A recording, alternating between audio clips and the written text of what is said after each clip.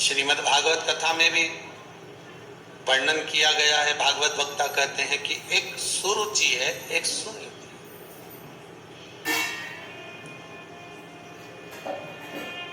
सुनीति जो नीति का पथ निश्चित कर दे, और सुरुचि जो रुचि के पथ को निश्चित करे।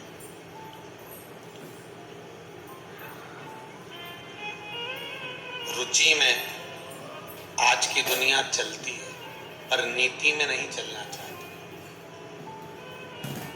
अगर किसी से कह दो कि आप नीति के पथ पर चलिए, आप नीति का मार्ग प्रशस्त कर कर चलिए, तो शायद जीवन सार्थक हो। पर वो रुचि के पथ पर चलना चाहते।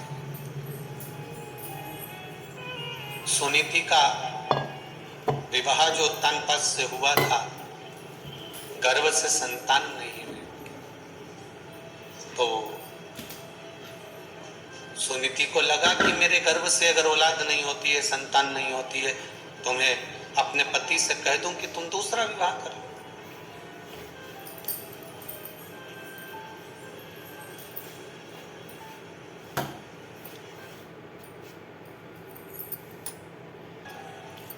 हाँ, शंकर भगवान की कृपा हो जाए और आपके घर में संतान हो जाए, ये शिव की कृपा है, ये उसकी उदारता है।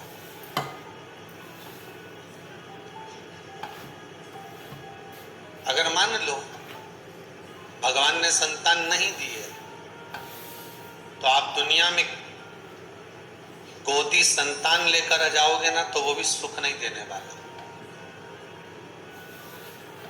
क्योंकि भगवान ने लिख दिया था कि तेरे ललाट में ये संतान का सुख नहीं है। श्रीमद् भागवत में वर्णन आता है,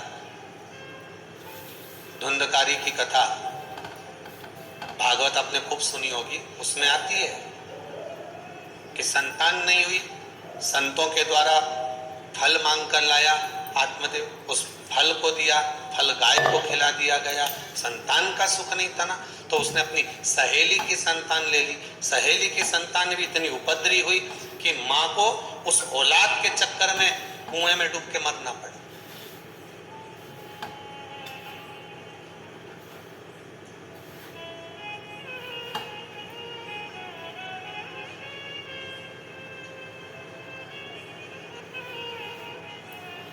केवल संतान का सुख, कई माताएं आकर कहती, गुरुजी हमारी बहू के यहाँ छोरी है, भगवान से प्रार्थना करने आए, छोरा हो जाए।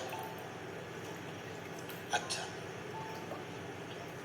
पर श्री शिव महापुराण की कथा तो कहती है कि बेटा एक कुल को तारता है और बेटी दो कुल को तारती है।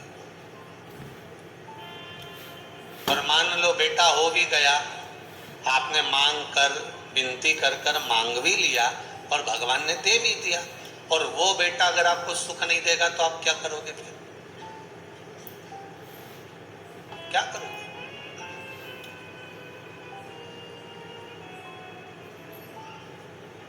सुख इस भाग्य में लिखा होना चाहिए।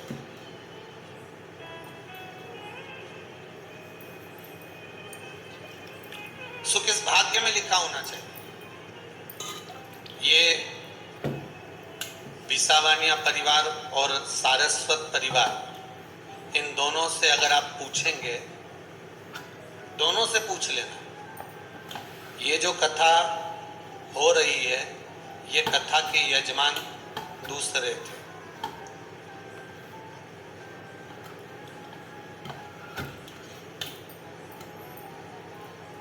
दोनों को दो यजमान थे, जैसे अभी दो यजमान। दोनों यजमानों के यहाँ फोन किया गया कि आपकी कथा है, कितनी बजे निकलोगे, कब पहुंचोगे? एक कहते हैं हमारे यहाँ कमी हो गई। दूसरे को फोन लगाया, उन्होंने कहा साहब हमारे यहाँ ये प्रॉब्लम हो गई।